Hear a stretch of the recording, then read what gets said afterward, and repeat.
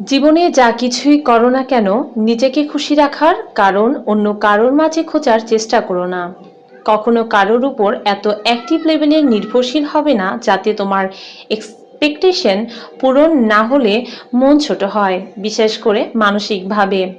তোমার মন খারাপ, তুমি হেমন্তে গান শোনো, নিজেকে এক কাপ গরম কফি বানিয়ে দাও, বিকেলবেলা মিষ্টি রোদে আনমনে নিজের সাথে কথা বলো, পছন্দের লেখকের বই পড়ো, নিজের কোনো বিশেষ ক্রিয়েটিভিটি থাকলে সেটা নিয়ে নিজেকে ব্যস্ত রাখো। অন্যকে ব্যঙ্গ করে স্ট্যাটাস লেখা, নিজের দুঃখ দুর্বলতা জনসম্মুখে প্রকাশ করা কোনো বুদ্ধিমান মানুষের কাজ নয়। খুব বেশি মন খারাপ হলে রুম অন্ধকার করে চুপচাপ বসে থাকো, যার যার ধর্ম অনুসারে প্রার্থনা করো, পুরনো কোনো স্মৃতি মনে করো, হাসো কাঁদো, যাই করো নিজের সাথে নিজের এমন একটা সুসম্পর্ক